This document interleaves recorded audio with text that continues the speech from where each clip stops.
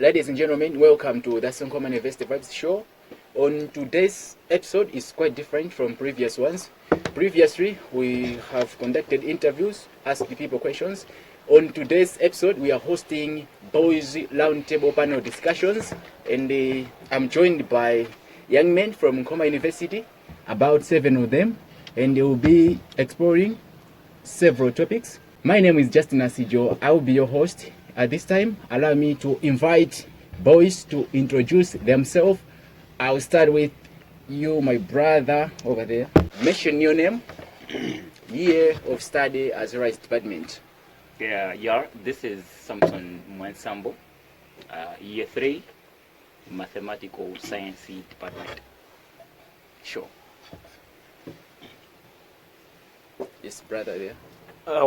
This is Leonard Wilima Kadewere, year 4, Mzimu, language and literature, English major. Nice. Yeah, that's.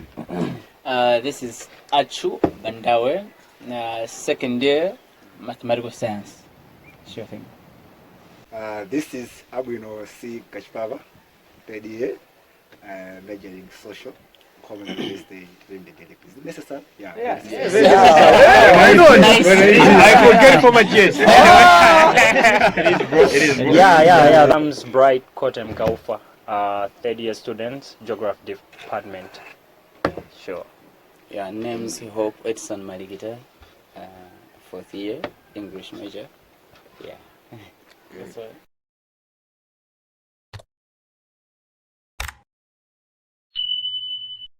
Alright boys, welcome to our panel discussions. By the way, this is just a beginning, and that is next panel discussion we are going to feature girls, and also we have some plans to have joint panel discussions whereby we are going also to include lecturers and boys and girls. Let's start with our topic of discussion. Topic number 1, we'll focus on the university examination system. For example, in your own time when Mabwila Nkhoma University, someone told me, okay, you are going to university. Congratulations. Kumano, ku university uvayago. Kumene wogo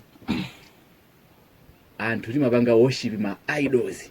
Wow. That was something cool. Yeah. Naza for mabanga worship my idols in what way? This is examination system in Osiana from secondary school. Secondary school, we have a body, manable, that is responsible for examinations. But many are responsible for examinations, then my lecturers. Meaning to say, Murakazori, iwe ondi my lecturers, Magwana Benabagi, they will affect you. They topic to the main university education system, like examination. Today by university examination system over tibanga focus emotions versus professionalism. My guys, mama the my lecturers, and also tibanga so focus impact of class attendance registration and the examination. First of all, class attendance is mabanga affect yani examination. Kumasa nderu kumabero weni tizabanga in general the whole system education in my matumuri ndiorani. Talent ambenibo university examination system. Who is going to start? Let me start with the Sam. What do you think? What? Samson Mwansambo.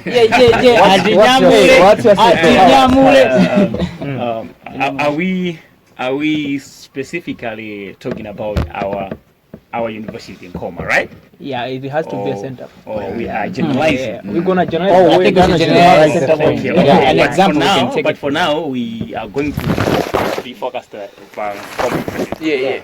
Okay, fine. This is a nice topic, university examination system. Whereby we are looking at the emotions versus professionalism in the academic setting.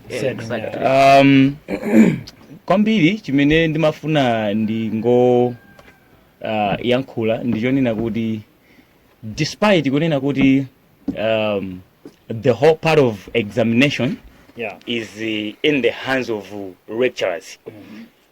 Kwambiri ndimafuna ndiyankhule kunena kuti the lecturers asama asamatengerepo advantage kuti chifukwa chonena kuti the whole process of examination ili m'manja mwawo nde azikhala kuti azikhala against ndi munthu muchifukwa chonena kuti mwina azamufinye in terms of mwina muchifukwa choti ayambana muchifukwa choti mwina they had an argument inake nde azikhala onena kuti akuzisunga zinthu zija with an aim yonena kuti azamufinye munthawi yoti ndi amayeso. I think my lecturers akuyenera kukhala very professional when it comes to emotions versus the examination. Asamaziphatikize yani azizo kunena kuti mayeso ndiyena komanso ma emotions apakati pa iwowo ndi student azikhanso kuti ndiyena azizipanga separate zisamaphatikizidwe. Sure. That's interesting. What's your say on this? I'm not gonna just compliment it. Otherwise, what Sam has said is actually has to be like that way, because we have to identify what is professionalism. Because someone who is professional is someone who is trained to save others.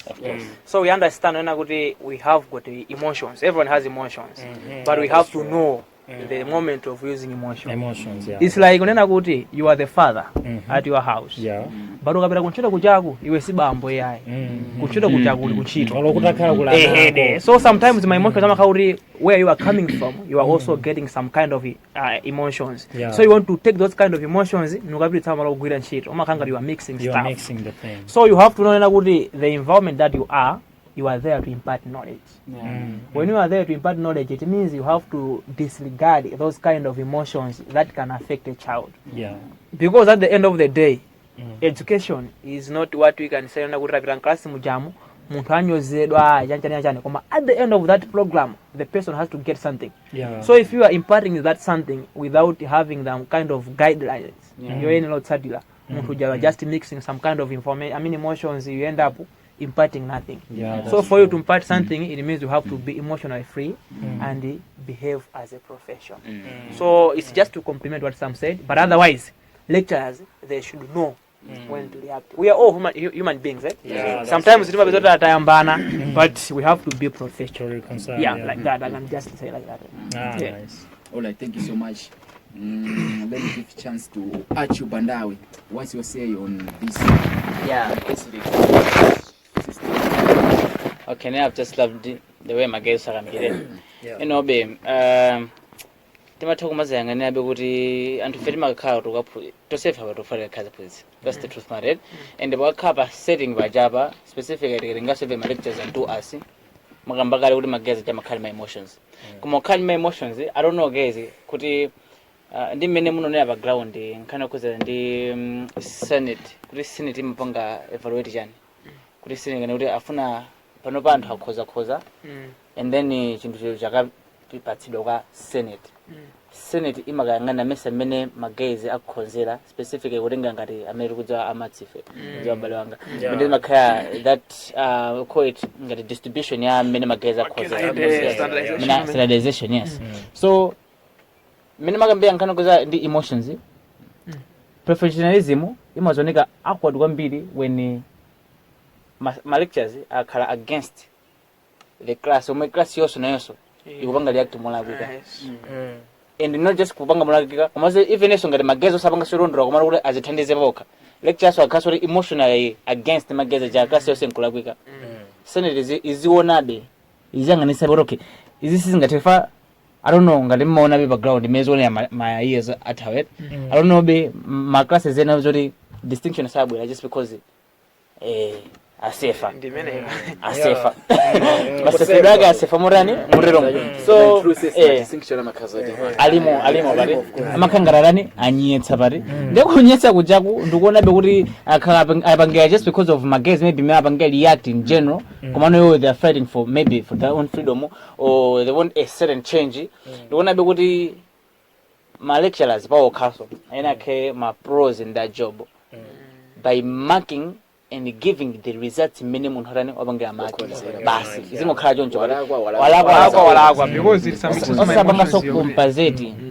Compensation izikhabo ngati if there is a specified reason behind it. Kumebe magezi chinthu maybe sana chipange present mukachi welenge omwe chipange present sana peke ko online bwino ene magezo eri chintu cho sana kachiwelenge it's very reasonable komano don't asapange compensate or kuva chisoni kuti just because magezi wa zino kuti kapena kuti awanda anyetse kuti ndi mene bagalo zilili ala against ndinewo so ene mene ngatengere bende kuzenga kuti magezi makambazi andizona and zofuna kuti gear iyendepo kuti magezi akhe focused on the marks cause kuno kuti nabwera kuti tizachongedwe kunoka kuriyesa pati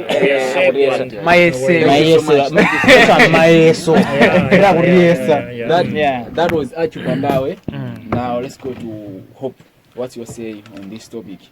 Emotions versus professionalism. I would say kunana kuti choyamba discipline and you're funigira bamalo doing a right thing at the right time in a right manner. So is this zitengeredwe both parties, lecturers and the former students. Tikuyenera kuti tizizwa kunena kuti chimene ndikupanga chinthu choyenera kwa munthu oyenera nthawi yoyenera eti because I've heard in my cases osiyana kunena kuti ndivasasabu chifukwa chonena kuti ndikutomera mkazi onena kuti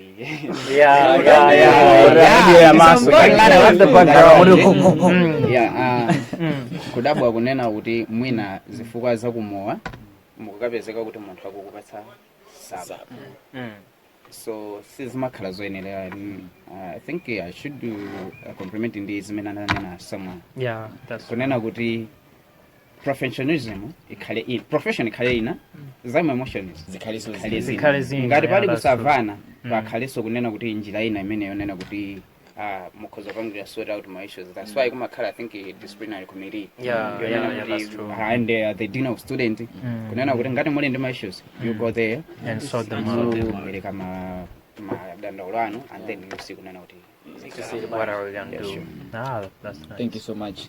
Kodim, what's your say on this? That's very true. I'd like to second his idea that I think we should just call it a game of law, whereby ngini young class, it must be professional, it must be guided by certain laws. Everybody should abide by those standards. Like lecture jayo agalo class chili chose chakonja makatu maybe kuti ma lecture ena amacheza ndana school zimateka kuti mukavaya kunja ndinu ma friends komano nkati nde kuti izingokhala ngini agedi kuti kapanja apa mwakrashana kazaenda mota these things zisamapange apply mu this professional way no nde kuti nkati momwe zingokhala zoti this thing is guided by rules kuti apapa tikalwa class makhozedwe ako based on zimene iwe ukuphunzira ndi zimene zizipanga determine ma results amwana right not kuti chifukwa kuti pena paketi na crash ana and I really loved his point anasapeleka example yoti mwina zimatheka kuti mwina mwana wa school ndi lecture akutomerera baby mozi mwetikira so it's something hey so zimayenera kuonikira ngini zizi udolo uchabwino ofusira ungati nkufusira azipikisana panja komano mukati mumo izingokambira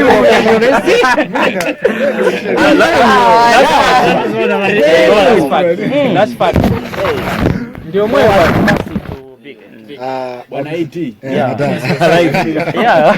Okay, so just one zimene magezi maforoza ngale. My first point to add kuti ningopanga add point yana. Kwa mimi naona ngati tapangaso tabamiza kwambiri kuti muna make lecture like male lecture. Akutomera wina wake. Ngati education kwambiri. Komano there are also some lectures oti ndakazi aje. Muna make akhori ali some things quite fail. He's a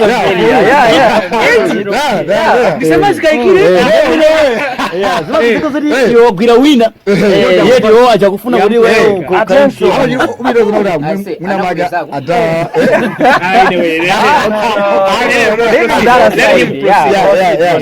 koma muntu yo ufindi fantagula ulo matona ndora magina isra kumana ka ubakani malimis no I can't go this far. It's just too far. So umazibanga limit work. So when you limit yourself abazokuthi antrajonauza no this no umuntu athanda kunani akunithatha nakuzokuthi wambaso kubweni wemisho zakhe ambili nakuzokuthi basi wamawikila hate mawuthi umuntu ukhangela busana zoyini zakhaso kubanje hana hate you so I think emotions and the professionalism there must be a distance of course. We know they are no need to mix these stuffs. Need to be separate this stuff because zabanga stuff can be like my grades. When it comes to my grades, muna munya bobo. When you kid wako. After that, we already. I was 50 one day. We should not saying my emotions were there only necessarily for lecture. I mean, because sometimes you may feel like the lecturer has got issues with you. Uona kile jora na lao kama ule kile ni fira mimi nikabena nampanga ina yake yeye wewe you think kule sometimes it happens so we have also to have that kind of initiative of trying our best and push the staff because you can't expect the lecturer to give you 80 yet you perform something that can cost you 50. That's true. So we have also to have that kind of initiative, otherwise emotions and the professionalism, they shouldn't be in that kind of and before you close this topic, I have an example. I remember this other time when I was in first year. I had an issue with the I don't know, should I mention No. Mr. X. No. It's not Mr. It's Miss X. It's Mrs. Oh, yeah. I had an issue with Mrs. Blah blah.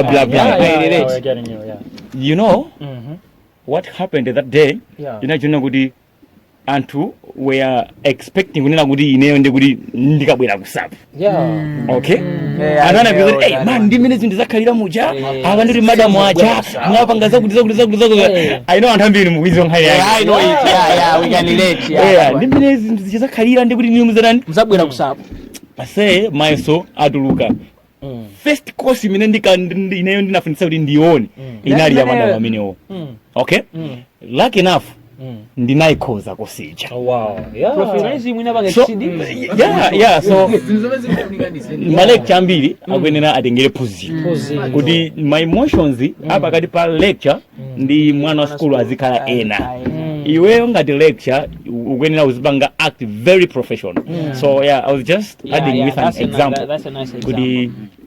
Well fitting example. I'm telling you. All right, thank you so much. Tisana examination system mwaja angu ningofuna ko ningosankha ningopaka viki anthu atatu angopanga mene mayonera the whole examination system we in Malawi kuti ndiotani for this other time I was listening to speech ya Professor Lumumba ankagamba generalize Africa kuti zoti ifeo timanena zoti tili independent komano our systems, more especially education systems, also need to be decolonized. Tikuuza be ma system omwe ma colonial masters anadisiya basi. Ndeno ngati kumalayi kuno ife education system yathu. Muona zoti ikupindula and imatipanga affect bwanji ife ngati na school. Komanso pamene popo takamba za university examination system muli maganizo ali wose ofuna kuti kungoganiza kuti itazasinthidwa mwina itazakhangati mwina ya kusekondari kuti pakhale board ina yake yoti ka manebo ndiri ku Jeniso University yanta ndekuti ndipanga separate ndekuti ndiyambe pa examination system whole examination system in Malawi ndekuti samu uyankhulapo za the whole examination system ndi elder ndekuti ena afeti yankhulapo za NM ujeni like kuliga muzafuna kufuna maganizo nayo kufuna kuti examination system ndekuti tambendi samu kumeneko with the examination system of Malawi in general.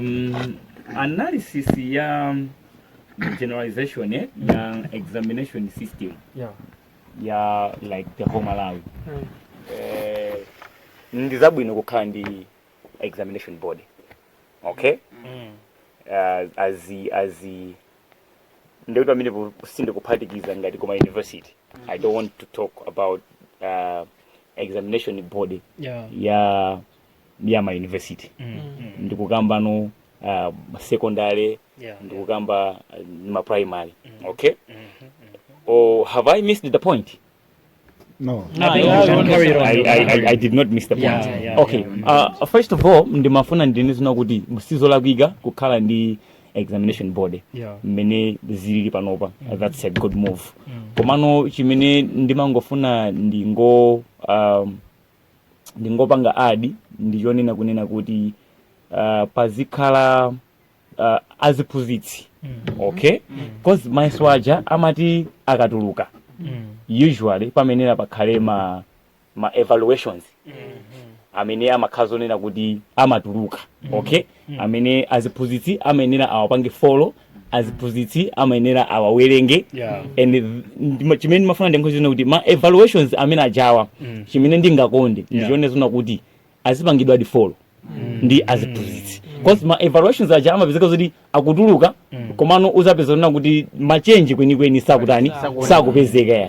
Zimene zikutanthauza zonena kuti ndekuti evaluation ija imati ikatuluka sikubweretsa impact kwenikweni chifukwa chonena kuti anthu sakuipanga follow, aziphunzitsi sakuiona kuti kodi izizi zachitika chonchi chifukwa chani, anthu akhoza kwambiri chifukwa chani, anthu akhoza molapika chifukwa chani. So chimene mafuna ndingoyankhula chonezona kuti ma evaluation aja kapena kuti ma results akatuluka aziphunzitsi azikhala ndi nthawi idi yopanga evaluate zenizeni. So mene zimanenedwera thank you so much. Gotta run away of course ku examination yakaye, but I'll talk about education system because it's just like an umbrella of that examination. So aba meta mbiro forogoza zinthu zathuzi tuforogoza input ya mwana imene ili ulimbikira pakhale mwina professionalism kwa lecturer kuthandizira ka input ka mwana kacha kuti output yake yakhale good performance. Performance ila grade ya boku poto koma timutenge mwanayi ukhani grade ya boku poto, is it mean that guy is educated? No. Yet. So I want to talk about education system kuti ndizikangala kuti examination chabwera pachapa changaneso impact imene munthu amene kayokoza 80 kaya 90 awapanga impact ya jana. I love that Because people when talking about education, they understand education as something that is formal. Sitting there, chalkboard is there, chalk is there, and then you are writing down something. Let me take you back. My philosophers were back. Agina Aristotle, Agina Plato, Agina Gamaliel, by them the Bible, that person. So you see, with these people, they were even sitting down the trees, learning something. That was education, you know. And I understand Aristotle could go and visit Plato as his philosopher and then just go there to learn. Sorry for that one. So what these people were doing had an impact because when they go there to learn, it means they are now starting to apply. You see that what certain what they are learning. You see at a certain point, Aristotle could abandon Plato and start against that person and say, well, I think teacher, this is not nice. What if we do this? What if we do this?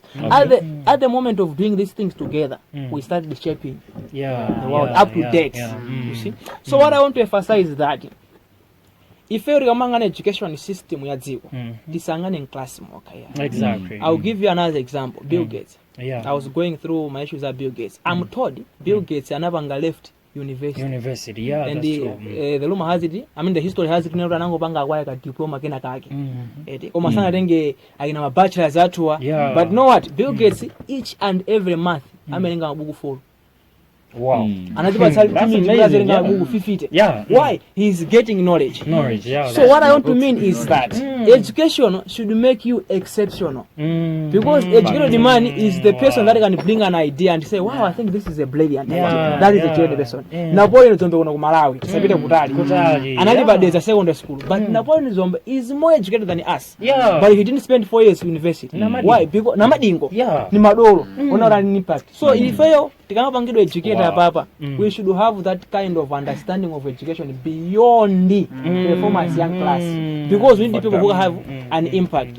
You know, when you want to share something with people, education will matter. We need you, because you have to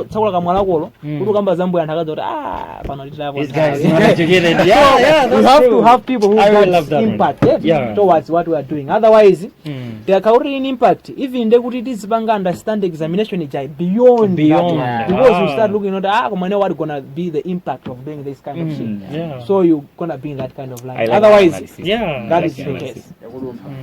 Thank you so much. I like the analysis. For examination system, examination system, ene maganizo mwina kufuna kuti education system ya university isinthidwe olo ikhale mmene ngopita kwa bwana AD pangani ya university examination system ndiona ngati pena pake pofunika kukoza pang'ono because when it comes to nthawi ali kubody kucha akupanga zamaiso amakhala like lecture koka tayambire kuyambirira when it comes to assignments aja amapanga lecture when it comes to mid semester amapanga lecture when it comes to exams amajonga yeka nango vazani kusaneti kuja amangopira kupereka results so it depends on kuti kodi class yake uyakoza class yake yakoza bwanji kodi how is the difference kujoka pa highest and the lowest maso average libanje so it comes navozona kuti ati zibatha kupena kusintha ma grades like tatsitse kabata kwezi so kwa mimi munanga liona kuti it's not fair because munthu ujalekta ndo fulu kachitana kamba kwambira kuja emotions and professionalism I know from munthu uja mageza kwatsitsa lo kwakweza wezi so nimonanga ndipena pake it's not fair it's better to include like titakanima SU members like students union ija kan members na kan 5 kan 7 and hamna jawa saba include extended kujago azikhala nawo there should be transparency and accountability about the grades ndio kwa ndio kuti at least it can be fair to all of us because first thing azona kuti muna mage ababa anati bicha mauri mo singaziwe timangolandira muna beti nakoza kuti basa 45 beti nakoza basa 40 ura wona kuzona kuti akula basa 40 for 9 amuthojiza kana no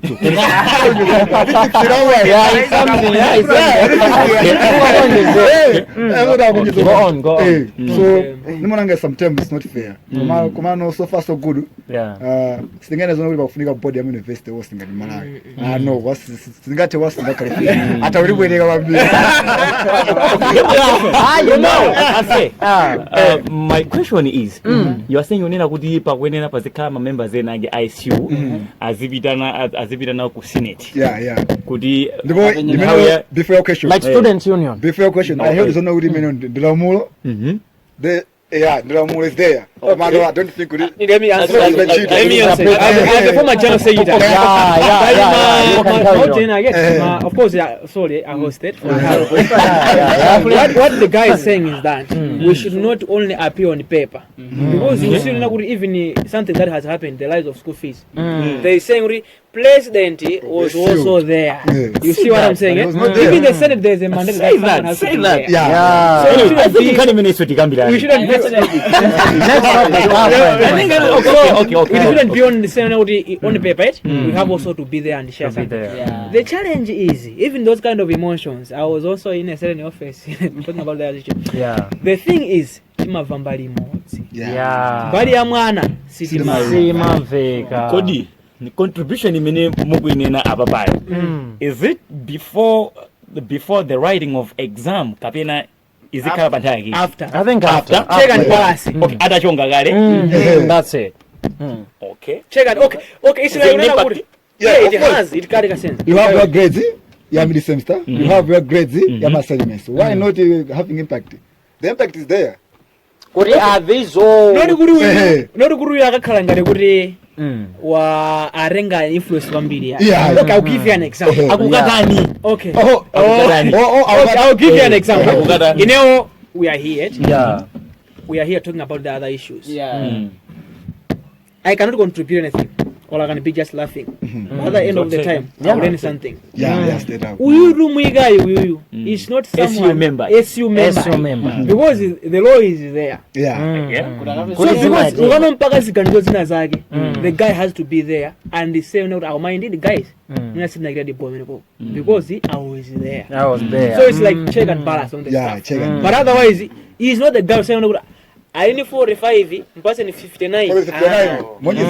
Just to be there to vindicate. Indeed, this is the like confirmation. Confirmation. But otherwise, it's fair. It's a debatable stuff. Of course. But there are some kind of decision from the central office. You will see that SU has taken part. Yet it doesn't. Komano ndungona ngati kunena kuti on this issue of examination. Kuti tinene kunena kuti ima SU members 4 5 azipita nthawi yonena kuti akukambirana za mmene mayeso akhalira ndimaona ngati zilibe impact kwenikweni facho lina kuti munthu uyu akhazoti wachonga kale manimvesese magrade munthu uyu ali nawo kale ndimaganiza ngati kunena kuti idea chabe ndimaganiza ngati kunena kuti maiso aja akachongedwa first thing maiso aja akachongedwa ndi lecture amene ndi mwini wake wa maiso pazikhalanso I should call them external examiner kapena external magazi okay azikapangaso check paper that is the first thing need to be done I really love that osati kuti munthu uyuyu wachonga ekha wachonga mene akufunira and then iwe ukangopezeka atachonga kale atakupasa grade I think ineyo sindikuona impact yeniyeni imene ingabweretse koma choyambirira marking ija lecture akachonga maiso pazikhala ma external markers kuti akapangeso check paper lako kuti mukamakapita ukoko inuyo muzikhali kuna kuti anthu awiri atatu paper lijaitani aligwira Okay, so what if we say this? So guys okay, I'll tell you what understand. Yeah, next time. I think my point of nigga and Arani Godi. Okay, yeah, that's cool. Without wasting much time. Yeah, for real. We're going to be the next topic. Yeah. Okay. So,